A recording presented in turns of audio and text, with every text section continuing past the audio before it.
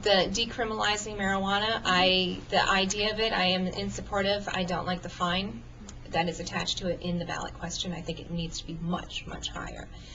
But for a first-time offense of a very small amount of marijuana, I think that, you know, you take an 18-year-old, that record follows them for the rest of their life. I don't think that marijuana should be decriminalized. I don't think 1 ounce of marijuana is a small amount, either in impairment power or dollar value.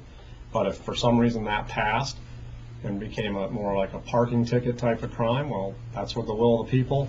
I'll go in there to make sure that those parking tickets are very expensive. It's not going to be a $100 fine. It's going to be a lot more than that.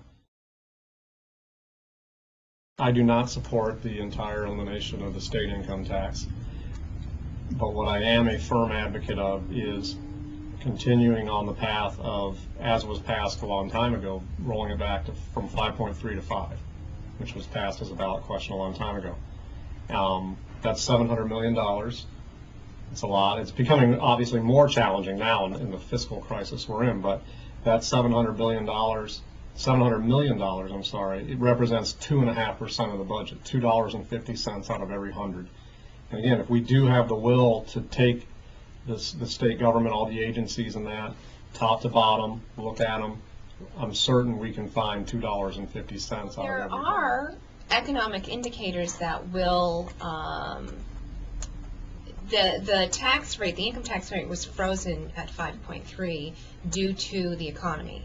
There are indicators in there that when we get an economic boost and the economy begins to improve, that will continue to drop. So it's not that it hasn't been acted on, it's that it hasn't, it's not finished yet. You know, the hardest thing we could do for this economy is to further reduce our revenues.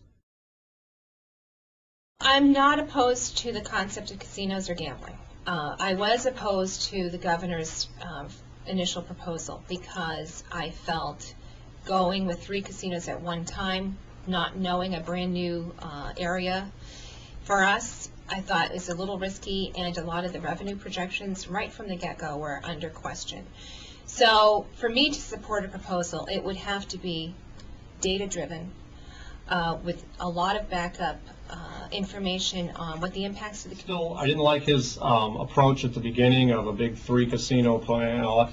I'm not necessarily against. It's one of those where I'm still listening to folks about their approach. I do ask people, if you're for casinos and it's going to be in your town, are you still for it? And that seems to change their mind a lot of times.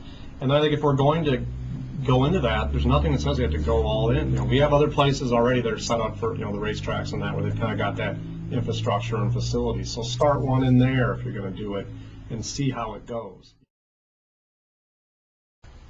Well, I mean, that's definitely a high priority of keeping roads and bridges safe. I mean, we don't really have a choice there, so we have got to hold that up as one of the top priority areas. And it's also part of having that infrastructure to attract the new businesses. But that's another challenge where in this state there just seems to be a natural answer of just bond it.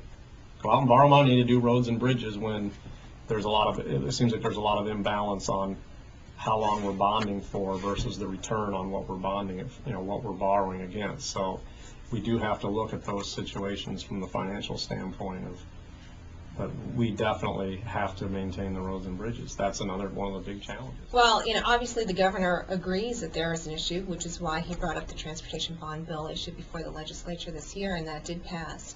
And that is actually, in a period of economic downturn, it's a good investment because you're creating jobs. You're getting the infrastructure improvements that you need in order to not only for us, but for businesses to grow. So this is a smart move on the governor's part to make that investment now, and it'll pay off in the long run.